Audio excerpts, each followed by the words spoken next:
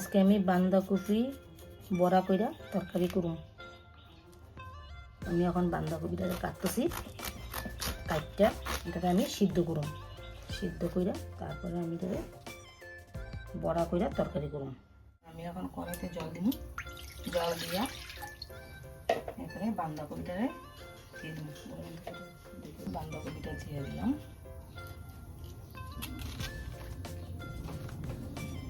অল্প লবণ দিয়ে রেখেছি যাতে বাঁধাকপির ভিতরে ঢুকে বাঁধাকপিটা যাতে ভালো মতো সিদ্ধ হয়। আমি চালটা ভিজে নিতেছি, বাঁধাকপিটা চালটা দিয়ে বড়া বানাইয়ে তরকারিটা দেখাবো। আমি এখন আদা আর মরচা আমি নিতেছি, এটা পেস্ট করুন। বলছি কাঁকড়া বানাই দিচ্ছি, এটা সিদ্ধ হয়ে গেছে। এখন নামানো সিদ্ধ করছি যে বাঁধাকপি দিয়ে এটি এখন আমি দাও দিয়া পিস পিস করে এটাকে কাটতে নেব। ওই যে চালটা ভিজিয়েছিলাম এটা এখন আমি কাটাতে বাইটটা নিব।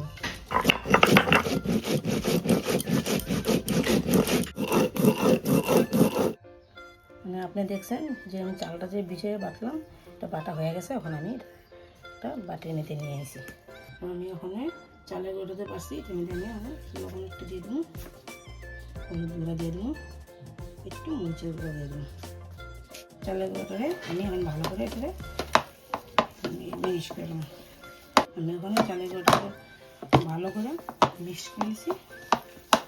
করার পরে আমি একটু জলটা দেবো এখানে, যাতে জলটা দিলে একটু হালকা হয়। এখন আমি কড়াইতে তেল দিয়ে দিলাম। এখন আমি বাঁধাকপিটার বড়াটা যে সিদ্ধ করছি এটা ওখানে আমি এই যে চালের গুঁড়া বাড়ছি এটার মধ্যে এখন আমি এটারে তেলের মধ্যে এটারে ফ্রাই করে নেব।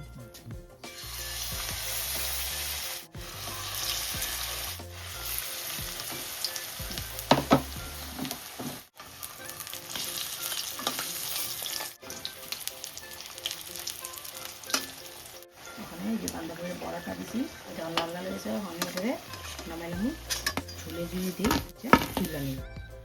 মানে আপনি দেখছেন বাঁধাকপির বড়াটা আমি দিয়েছিলাম, তখন এটা ভাজা আমি এটাকে নামাই রাখছি। লবণ দিয়ে দিচ্ছি। এখন আমি তেজপাতা দিয়ে দিচ্ছি, তারপরে শুকনো মরিচ।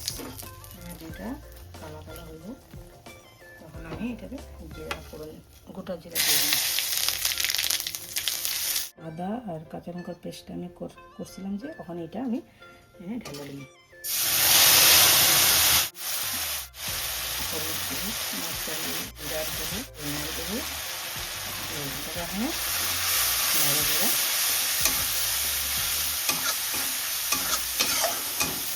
টেস্ট করে রাখছিলাম জল, এখানে তো আসলে আমি জলটা দিতে কিন্তু তরকারিটা আমি একটু ভালো দিলাম। করে এগুলো 10 মিনিট বানানো এটাকে দিচ্ছি। এটা মশলাটা এখন আমি রেখে দেবো 1-2 মিনিটের মতো। আমি এখন এটাকে ডাকলা দিয়ে থেকে তুললাম। এখন আমি এটাকে কাশ্মীরি মরিচ একটু ঢেলে দিই, কালো মরিচ।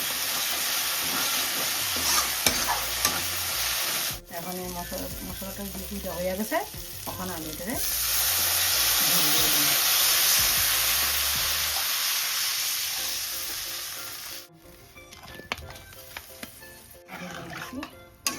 আলুটা আরও 10-15 মিনিট ঢেকে নিই যাতে আলুটা সিদ্ধ হয়ে যায়।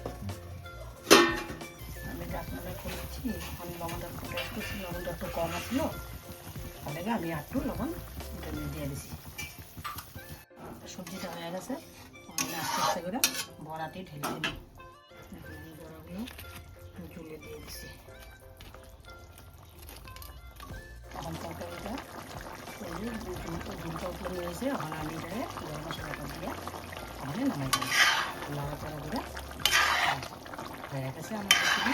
এখন যে আমি বাঁধাকপি তরকারিটা আনেছিলাম বড়া করে, এই যে তরকারিটা হয়ে গেছে, আমি এটাকে নামিয়ে নিয়েছি। ওখানে আমার রেসিপিটা যদি ভালো লাগে আপনারা লাইক করেন, শেয়ার করেন, কমেন্ট করেন আর সাবস্ক্রাইব করেন।